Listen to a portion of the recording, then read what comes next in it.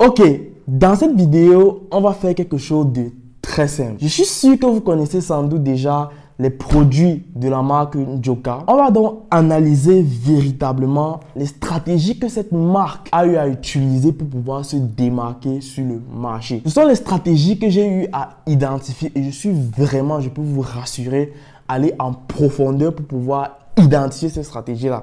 Donc, si toi, tu as des ambitions demain de pouvoir également lancer ta marque, peu importe dans quel domaine, écoute vraiment cette vidéo jusqu'à la fin parce que les 4 stratégies que je vais partager avec toi, que Njoka a utilisées, tu pourras toi aussi les répliquer dans ton business. On commence donc tout de suite. Si tu restes bien jusqu'à la fin de cette vidéo, j'aurai une grosse surprise pour toi. Allez, let's go. Je ne vais pas forcément revenir sur la présentation de la marque, sur le unboxing, sur la genèse des produits Njoka. Non, je pense qu'il y a déjà suffisamment de vidéos qui vous ont présenté cela. Donc, ce qu'on va faire ici, c'est plus profond que ça. On va aller en profondeur. On va essayer de faire une sorte d'autopsie, n'est-ce pas, de la stratégie que Njoka a utilisée pour pouvoir se démarquer. Et on va commencer tout de suite avec la première stratégie. C'est une stratégie qui consiste à vendre avant de produire. Et laissez-moi vous dire que cette marque a eu à communiquer, à saturer sur les réseaux sociaux, à communiquer véritablement de façon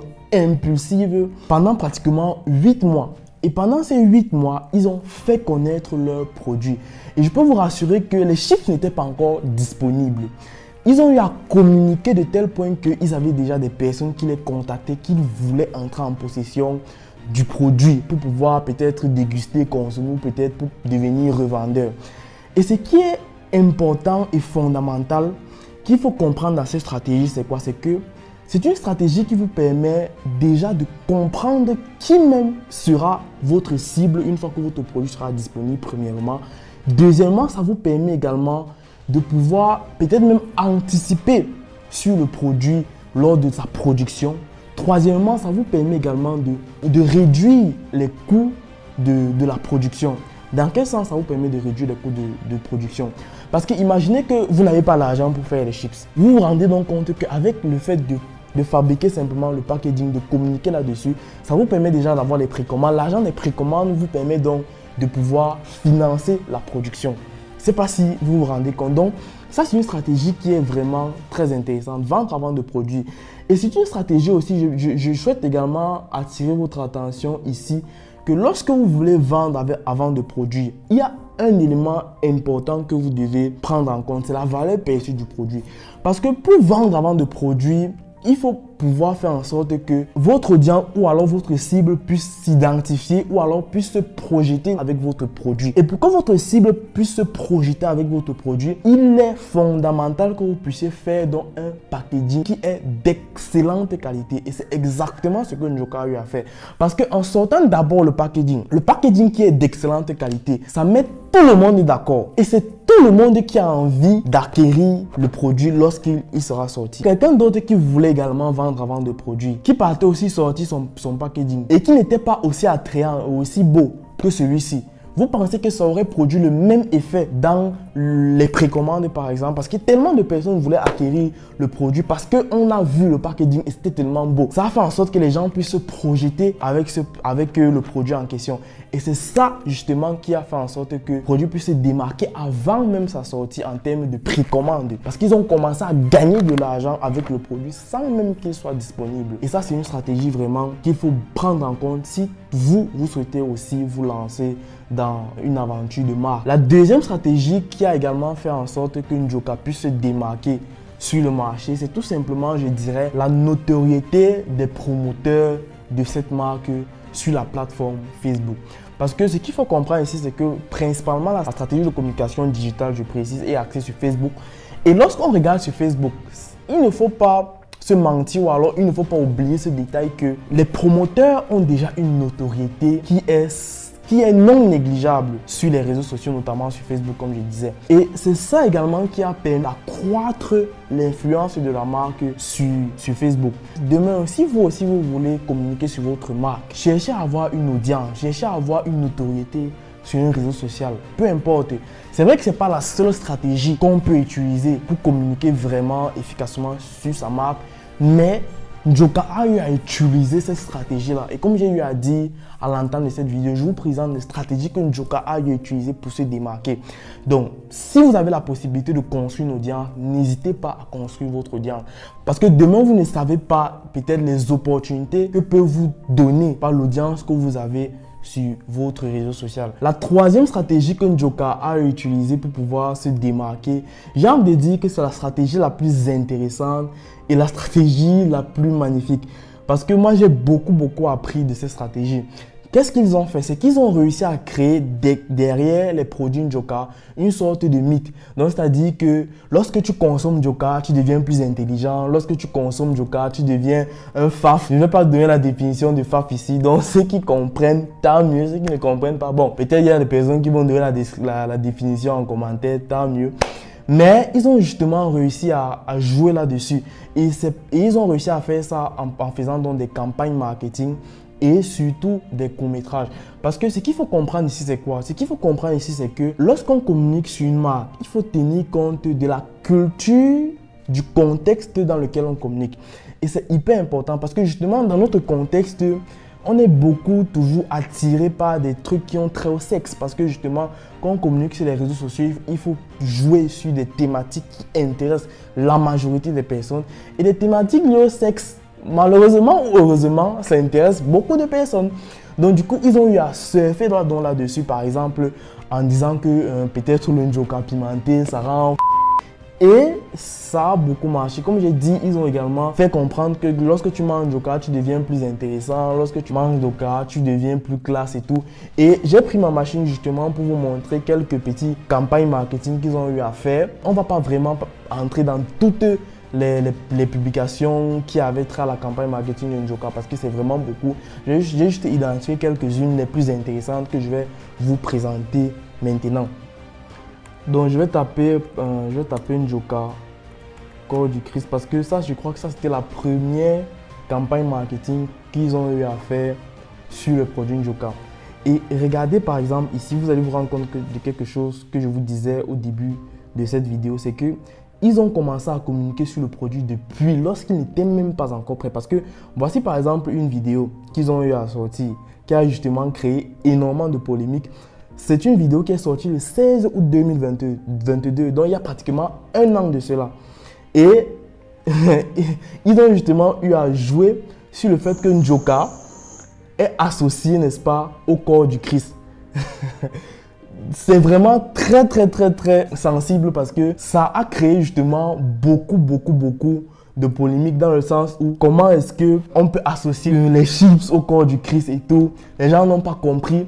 Mais ce que vous devez retenir ici, c'est quoi? Par exemple, dans cette campagne marketing, ce qu'il faut retenir ici, c'est quoi? C'est qu'on crée des polémiques pour pouvoir communiquer sur un produit ou sur quelque chose. Parce que énormément d'artistes font ça, c'est-à-dire ils créent des buzz, ils créent des mouvements pour pouvoir communiquer sur peut-être un projet ou un produit qui va sortir ultérieurement. Et c'est exactement ce qu'ils ont réussi à faire dans cette communication. Et même si ça a fait un bad buzz, ce qu'il faut comprendre, c'est que le bad buzz, c'est le buzz. Parce que il faut aussi comprendre ici, c'est qu'ils ont réussi à faire cette stratégie parce que les promoteurs de la marque ont, n'est-ce pas, une position qui est très claire et très tranchée vis-à-vis de la religion. Donc, ils sont à l'aise à faire ce genre de choses. Donc, si vous n'êtes pas forcément à l'aise à créer des polémiques de ce genre, bon, vous pouvez faire d'autres, vous pouvez créer d'autres polémiques.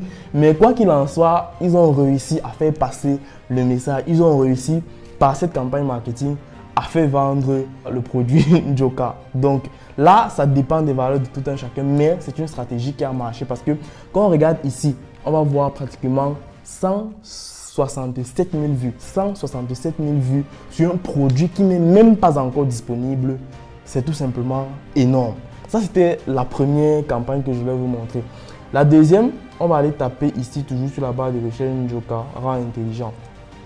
Et parenthèse, il y a également une chose que j'ai eu à remarquer, c'est que toutes les personnes qui sont autour du projet public communiquent sur la marque, ce qui fait en sorte que ça augmente encore la notoriété du produit en question. Comme je vous ai dit au deuxième point, c'est également la notoriété, n'est-ce pas, des promoteurs de la marque a fait toute la différence. Parce que quand on vient, par exemple, quand on constate là, on se rend compte qu'une personne communique, 2 personnes communiquent, 3 personnes communiquent, 4 personnes. Tout ça, ce sont toujours les personnes qui sont autour du projet. Et vous vous rendez compte que quand chacun comme ça communique de son côté, ça crée plus d'interactions autour de la marque et c'est ça qui permet en faire en sorte que la marque monte en visibilité, en crédibilité et en influence. Donc là, j'étais en train de vous montrer un court-métrage qu'ils ont eu à faire justement où Njoka rend plus intelligent. Donc, ils ont créé des mythes. Regardez par exemple ici. Quand vous regardez la vidéo jusqu'à la fin, vous allez vous rendre compte que celui-ci, il va se transformer lorsqu'il aura mangé le Njoka. Et c'est vraiment une très bonne façon de communiquer sur son produit. Donc, je crois que peut-être on peut encore montrer une dernière campagne qu'ils ont eu à faire. Ça c'est une image. Ça c'est l'image qui a fait également beaucoup de buzz. Beaucoup de buzz. Et cette image-ci, regardez vous-même, c'est à la limite. En fait, c'est à la limite du mauvais et du bon. C'est net à la limite. Parce que quand on montre ça, et puis il y a le produit là, Njoka qui est quelque part ici, on comprend tout de suite. Et comme j'ai eu à vous le dire, le contexte dans lequel on se trouve, c'est un contexte où voilà, on aime les choses comme ça. Donc, on fait ce qui marche. On fait ce qui va faire en sorte que notre audience, nos consommateurs puissent s'identifier à notre produit. Donc ça, c'est une image donc, qui montre qu'effectivement, Njoka rend faf, tout simplement. Donc, ça, c'est vraiment énormément de campagnes comme ça qu'ils ont eu à faire. Et je ne peux pas vous montrer tout, sinon la vidéo sera extrêmement longue. Il y a d'autres courts-métrages aussi qu'ils ont eu à faire. Par exemple, je me rappelle d'un court-métrage où il y a un gars qui n'arrivait pas à prendre le numéro, n'est-ce pas, d'une fille. Et lorsqu'il a eu à manger le Njoka, il est devenu tout de suite séduisant et la fille lui a donné son numéro parce qu'il avait le produit Njoka. Donc ça, c'est encore par exemple une autre campagne qui permet en fait à l'audience de s'identifier.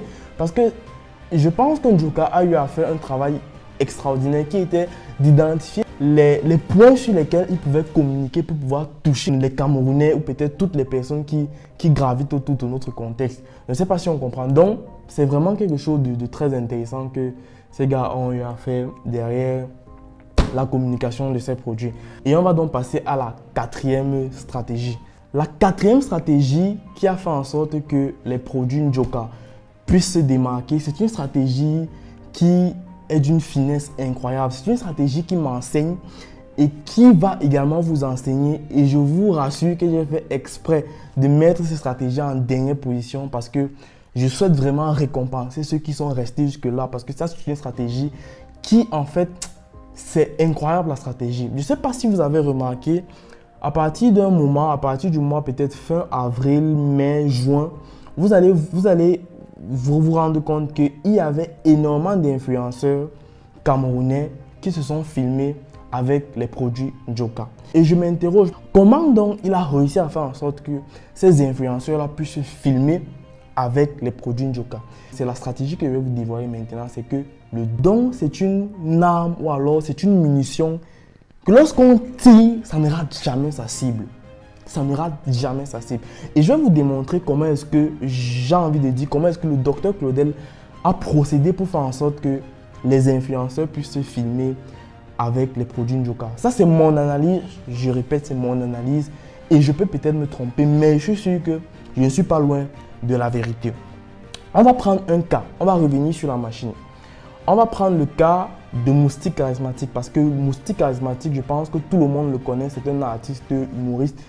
Et il s'est filmé avec les produits Njoka. Comment est-ce qu'il a eu à se filmer avec les chips Njoka? Je pense que le docteur Claudel a réussi à tisser un lien amical avec lui.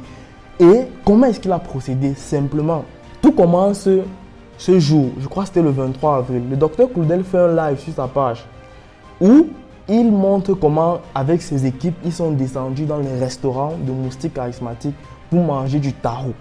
C'est un restaurant, le restaurant du Moustique s'appelle Charisma. Donc, la vidéo vraiment nous montre comment ils sont descendus avec son équipe. Ils étaient vraiment nombreux. Ils ont pris les Njoka naturellement pour aller avec eux dans son restaurant. Bref, dans cette vidéo, on montre vraiment comment ils sont allés manger. Et vous allez voir que toujours le même jour, parce que là on est le 23 avril, toujours le même jour, 23 avril, le docteur Claudel fait donc une photo et il publie sur sa page où il montre donc comment il est en train de manger le taro qu'il a acheté dans le restaurant de Moustique Charismatique. Il est bien brandé en Njoka, ce n'est pas à négliger. Et il fait comprendre à Moustique le Charismatique que tu vas récupérer ta surprise sur place. Donc, sous-entendu, vu qu'ils sont partis avec la voiture Njoka, on a vu dans le live qu'ils ont eu, dans la vidéo qu'ils ont eu à publier, ils ont certainement laissé les produits au restaurant. Et figurez-vous que par la suite, Moustique Charismatique, donc sur sa page Facebook, va répondre au Dr Claudel en demandant ses chips Njoka. Je vais vous montrer la publication, vous allez voir. Voici la publication en question. Le même jour, le 23 avril, Moustique Charismatique répond au Dr Claudel en faisant comprendre qu'ils sont venus manger chez lui sans lui donner les produits Njoka. Donc sous-entendu ici, c'est quoi? C'est que le sous-entendu, c'est qu'il veut aussi les produits Njoka parce que ils ont ouvert les produits Njoka dans son restaurant. Donc c'est donc comme ça que le docteur naturellement va lui donner les produits Njoka. Je ne pense pas que Moustique Charismatique a eu à acheter les produits Njoka. Et lorsque Moustique Charismatique va recevoir les produits Njoka, on est le 29 avril maintenant, et il va donc faire une photo avec les produits Njoka en question. Et voilà la photo que vous pouvez voir ici sur Facebook. Et là, c'est Moustique Charismatique qui poste directement. Et je suis sûr à 80% que le docteur n'a pas eu à payer pour ce placement de produit. Parce que je suis sûr que le doc a donné, a offert. Et cette stratégie va encore plus loin parce que cette stratégie, il a également appliqué à d'autres influenceurs comme par exemple Ulrich Takam. Lorsqu'on tape Ulrich Takam, on tombe sur la publication que le docteur Claudel a eu à faire le 25 mai. Donc, le docteur Claudel fait une publication vraiment pour féliciter le travail que Ulrich Takam fait au quotidien parce que vraiment c'est quelqu'un qui valorise l'Afrique et tout, qui valorise notre continent à l'international. Il le félicite donc. Et ce qui est très intéressant ici, il le félicite en public.